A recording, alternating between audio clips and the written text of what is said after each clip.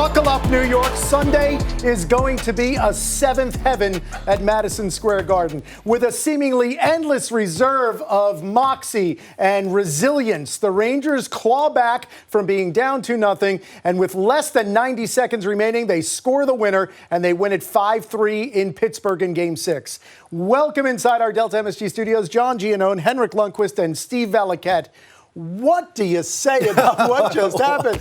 Good heavens, the 4-2 bounce. I mean, was it a minute before it happened? Joe said there's no bad shots, right. and then that happens. I thought it was a great third period, really, from both teams. There were chances both ways. They were playing hard. It was impossible to predict where this was going.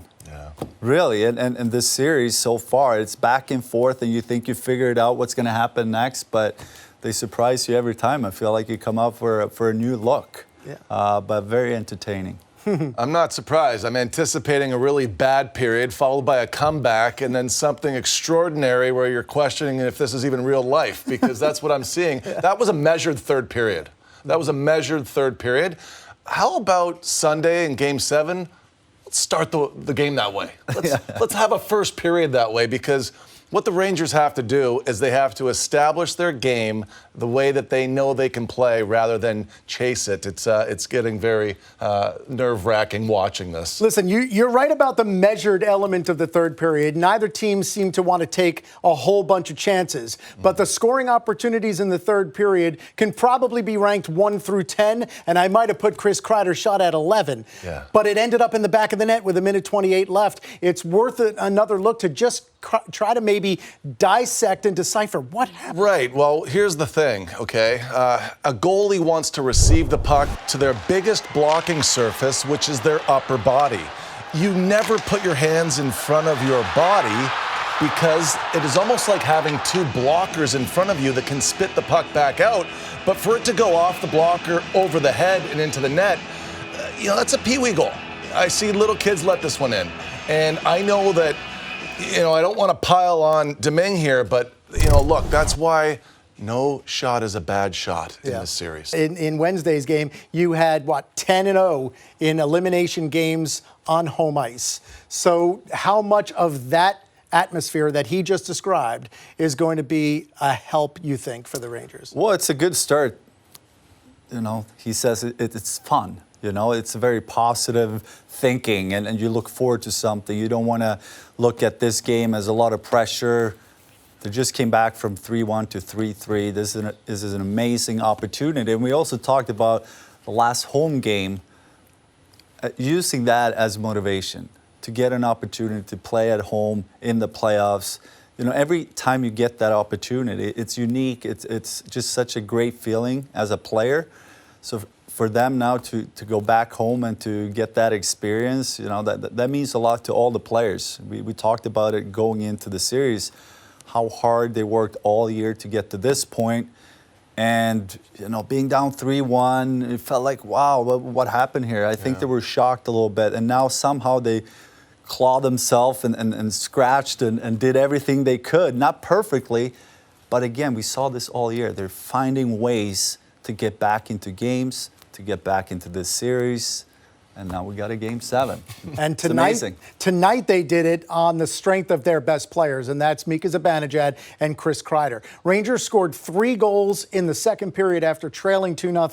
We're going to do a little reverse chronological order here, Stephen. Take you to the 3-2 goal where Chris Kreider was able to score like he has scored so often this season off rebounds from right in front. Well, it looked at times like Domingue was playing with an oven mitt on his glove hand side, and that's why this one spits off of the glove when Zibanejad shoots it on the breakaway. And this is coming shortly after Zibanejad hits the post on a breakaway, so you're wondering what's coming next. Now, Shesterkin plays it on the power play. I oftentimes say I don't like the goalie to play it, but certainly here, awesome play because it is a rush play, not a setup. Now, here it comes off the oven mitt, and it's Kreider that locates the puck in front, and that's why it's a goal. Very similar to one that came off of Domingue earlier in the series where Copp followed it up. And he also ends up a lot on his side. Instead of coming to his right on his knees, he ends up on his side, and it's very hard to make that save. You almost have to rely on a lot of luck. Obviously, it's a quick play, bang, bang play, but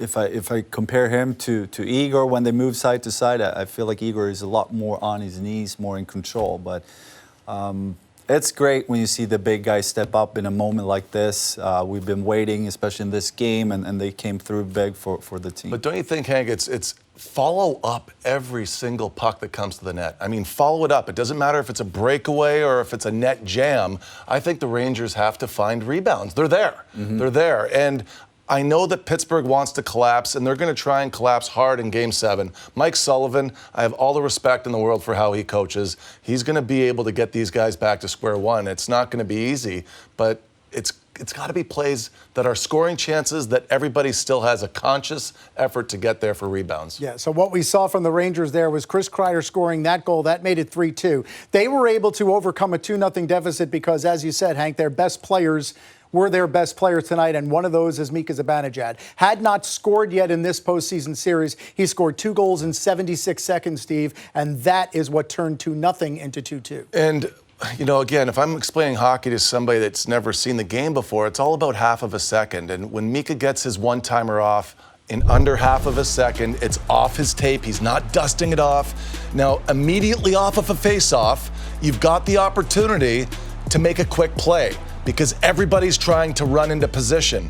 And that's why this play from Fox down the wall on a one-timer here, from Strome to Zibanejad works, because Letang is, again, caught in between. He's the guy that screens Domingue. We talked about that in the pregame show. That's the first one. The second one, it's more of a high screen that also starts on a forecheck where the awareness is there to support. And that's why the Rangers get the puck back, because all three are in on it. They win a puck battle, and then you're allowed to pinch down because everybody is coming back to cover. You can see Mika was the high guy here, covering for the Lindgren pinch, but now he opens up for the one-timer, and he goes right through Brock McGinn here, guys. Brock McGinn is in the high ice here, number 23. You've got traffic in front, yes, but I think that it's McGinn that really throws off Domingue here. He gets turned around on that play, but we talked a lot about this. They've got to shoot quickly. It's got to be bang, bang, and I think Pittsburgh, they want to defend and they want to help their goalie. They know that they don't have their number 1, they don't have their number 2, they're on goalie 3, and they are getting in shooting lanes and they're actually disrupting Domingue's field of view. Yeah. And that's why these goals are going in. We talked about this leading up to this game. They really collapse in front of their own net. So they've been blocking a lot of shots. But when they don't block that, it's very hard for Louis to really see the puck. That's 7 now, Hank, on yeah, the 7. So I think the biggest thing for top guys, the Rangers, especially the D-men, trying to get pucks through. If they can do that, I think they're going to lead to a lot more goals because we've, like you said, 7 goals now, a lot of them screening themselves. It's not the Rangers screening their own goalie. So a big part of the game, I think, on Sunday is to get pucks up high and then get people in front and get pucks through. Yep.